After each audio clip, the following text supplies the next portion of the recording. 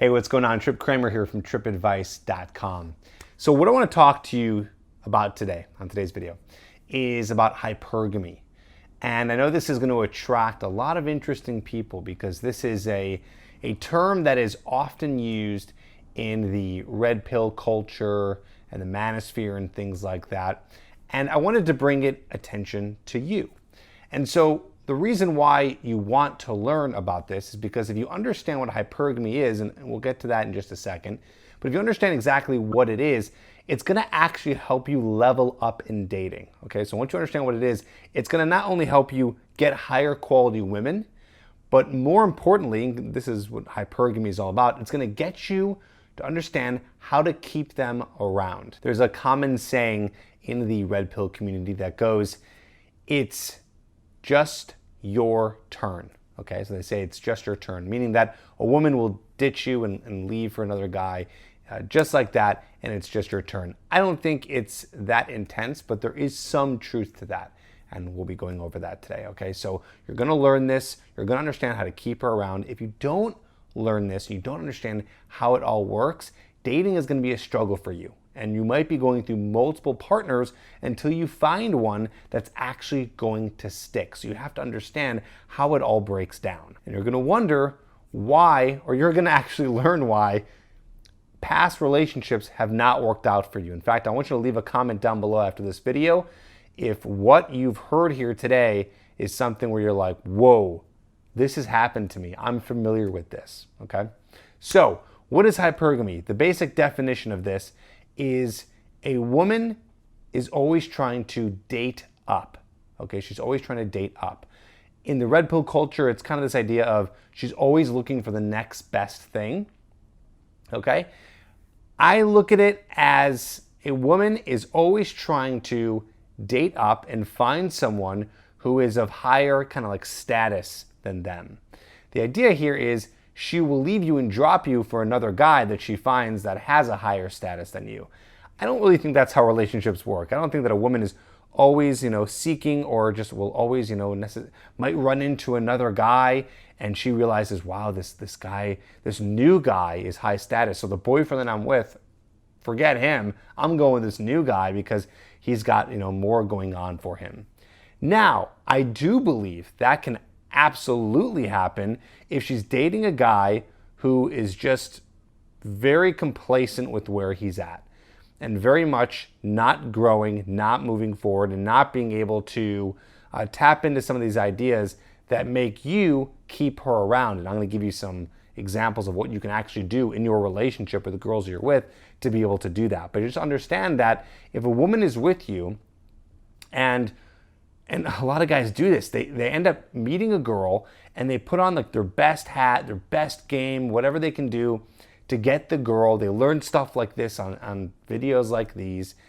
And then they get the girl, and once they get her, boom, they stop leveling up, they stop caring, they stop putting in any work, they stop working on attraction. Because guys think that once you get her, like once I get to this point, oh, I got her, she's attracted, game over, all is well. Now I can go back to like being myself or being the, quote unquote loser that I thought I was or whatever, back to the low self-esteem guy who's really kind of is a loser and doing nothing with his life and not really putting things together. So guys get complacent and women can get bored. Now, that doesn't happen 100% of the time. There's times where women will do the same thing. So I ask you as a guy, you should be doing the same thing here, okay? This is not just all about doing the things to get the girl to stay.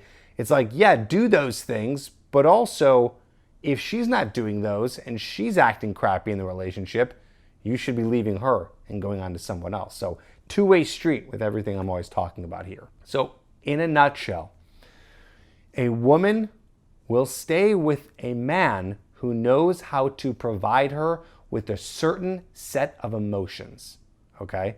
That's the reality, is a woman will stay with a man and won't leave a man or cheat on a man or go with another man or break up with a man if he knows how to provide a certain set of emotions, similar to the ones that you provided when you first were with her. Okay, so let's talk about initial attraction for a second. Initial attraction works like this. You're going to use my TED system. I talk about this a lot in my Hooked program. I'll give you a little breakdown right now. TED is tension, entertainment, and dominance. It's a little acronym here. Tension, basic idea is being a challenge and being flirtatious. E, entertainment, entertaining yourself, prioritizing your own fun in the interactions, and that fun and fun energy transfers over to her when she knows that you're having a good time. And dominance, always being the one leading the interaction and being the one who's carrying the interaction to the next level, to sex, to relationship, etc. So that's initial attraction stuff. Now, of course, it's not like, okay, right? Remember I said before, you did TED and you got her, now you don't have to do anything anymore. Truthfully, you should always be doing that in the relationship. You should always be challenging her on things. You should always be flirtatious with her and teasing her. You should always be entertaining yourself, making sure you have a good time. Here's a good example. Imagine you're in a relationship and the girl sees you and you're just depressed all the time. You think she's going to want to be around that? Would you want to be around that? No, right? Unattractive. So making sure of course, there's days where you have bad days and life happens, but normally, hopefully you're working on yourself and always prioritizing your own fun and having a good time. And D is dominance, always leading, always being the one in charge of the relationship, saying, hey babe, this is what we're doing tonight. This is where we're going. This is what's up, right? So making sure you're always doing that. So that TED part does not end. Now here's where we're getting to the thick of it here. This is the most important. There's 2 unattractive traits. Okay, so I talked about the attractive traits, right? TED. There's 2 unattractive traits that you need to learn about. Those are neediness and predictability. I'll say that again, neediness and predictability. I think we all know that neediness is a very unattractive trait. When you're needy, when you're texting her a lot and calling her a lot and always trying to spend time with her and being needy for her attention, unattractive, okay? Then there's predictability. We get into routines. We do the same things over and over. Boring, boredom sets in, and attraction dies. If you are being needy and predictable, what happens is you're not supplying her with the emotions that keep her attracted and keep her in. And guess what? Most guys are needy. It's probably why a lot of people who are watching, and myself included, have lost relationships in the past, as well as being predictable. And I can almost guarantee it, that 99.9% of relationships have guys that are predictable.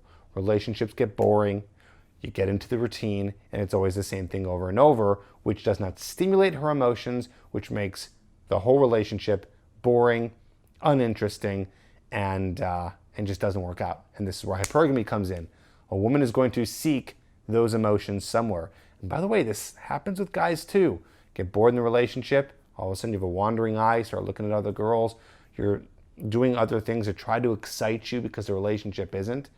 So you got to do things in your relationship so it's not predictable. So I'm going to circle back for a second. Okay, I'm going to circle back on some of the original definitions of hypergamy, right? The idea that a woman will go for a higher status of a man. So, okay, here's the deal. Yes, you can play that game. You can. You can play the looks, money, status game to try to keep a woman around. And guess what? It works. It does. It does work. But let me tell you something. That is a much harder game to play. You're going to be wasting your time because there's always going to be someone who's richer than you. There's always going to be someone who has more status than you. It's like a losing game. You enter that game and try to play that, you're already losing. Now, a lot of guys in the red pill community kind of say, and then they go MGTOW, which means men going their own way. They kind of already say like, yeah, it's a losing game. Like, yes, correct, Tripp. It is a losing game. How are you going to compete with that? There's always someone who's got more money, higher status, better looking than you, right? However, what I'm saying to you is, of course, yes, always work on your outer qualities. Like, you should always be trying to succeed in your career and making more money. You should always be working on your appearance and your grooming and your style and all those things. Like, yes, maximize that.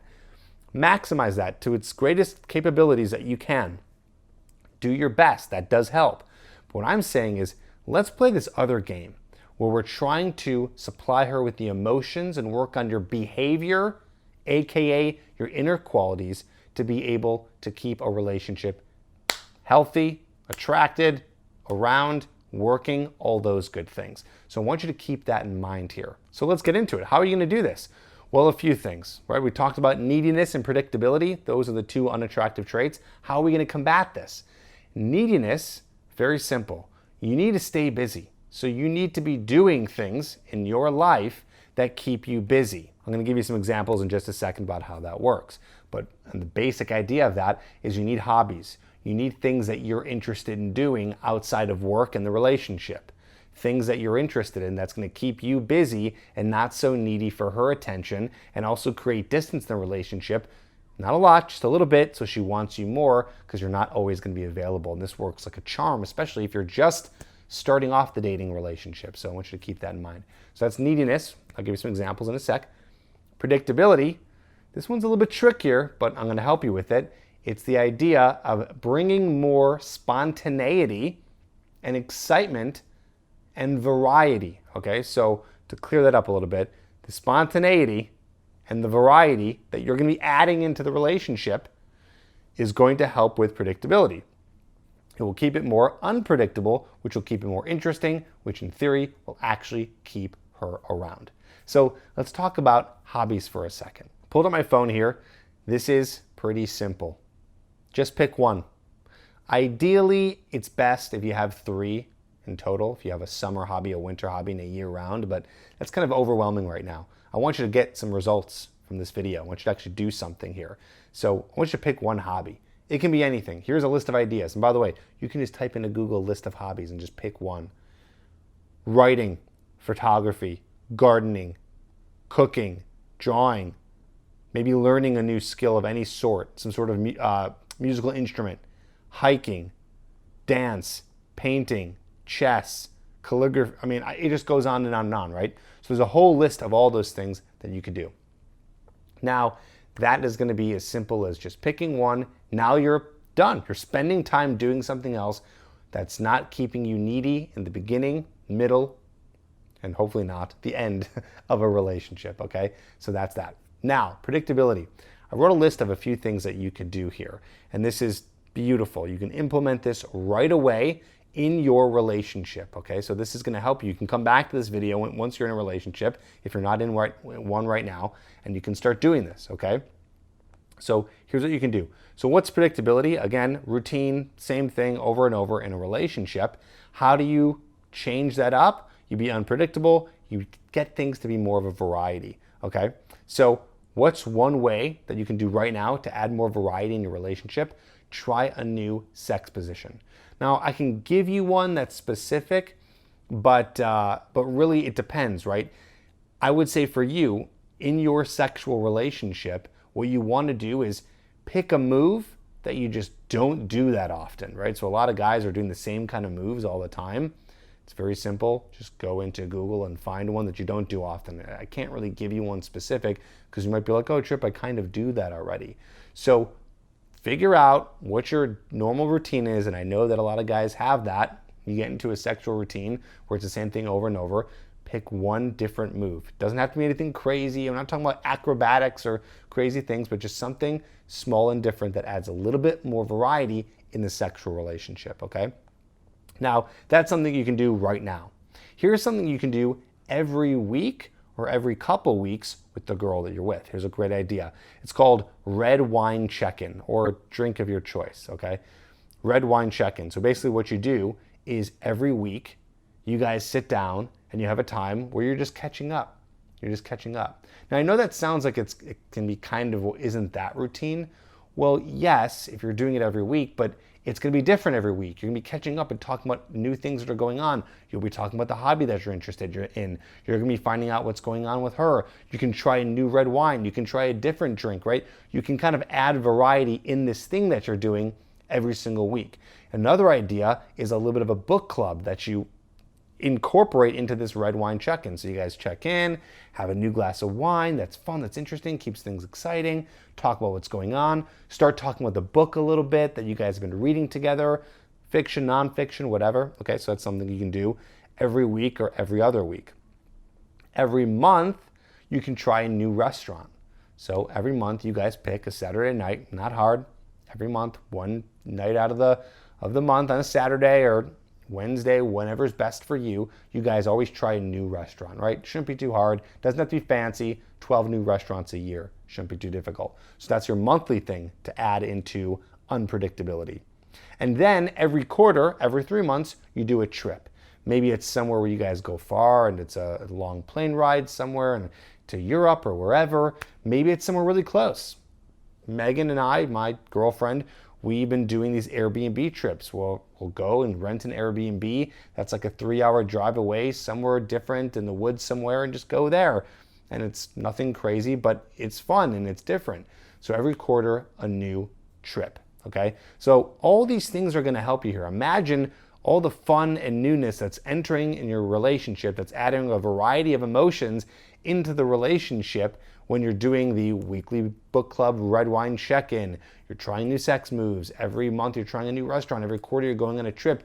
It keeps things fresh, and this is what keeps her around, and this is what's gonna keep you interested too. So this is a way that you're actually gonna make things exciting in the relationship. You're gonna be off doing a hobby that's gonna be fun and enjoyable to you, that's gonna be separate from your relationship, and boom, this will work. I do this in my relationship. I've done it in past relationships. It works very well. Making sure that you are not needy, not being too predictable, variety of emotions, and boom, that's hypergamy. If you want to learn more about how to get that initial attraction part down, so you want to learn more about how to attract her in the beginning and also keep things going while you guys are in the relationship, you can go check out the Hooked program at getherhooked.com. Put a link in the description down below. So check that out if you want to learn the A to Z guide in terms of building attraction with the women that you're meeting, whether it's online, in person, or in a relationship. Now, if you're still with me here, go down to the comments and write a comment and let me know what you thought about this video, about this topic, your thoughts. Have you ever been introduced to something like this? Has this ever been part of something that you've experienced in any way whatsoever? I want to hear from you. Write it down below. Thanks for watching, and I'll see you in the next video.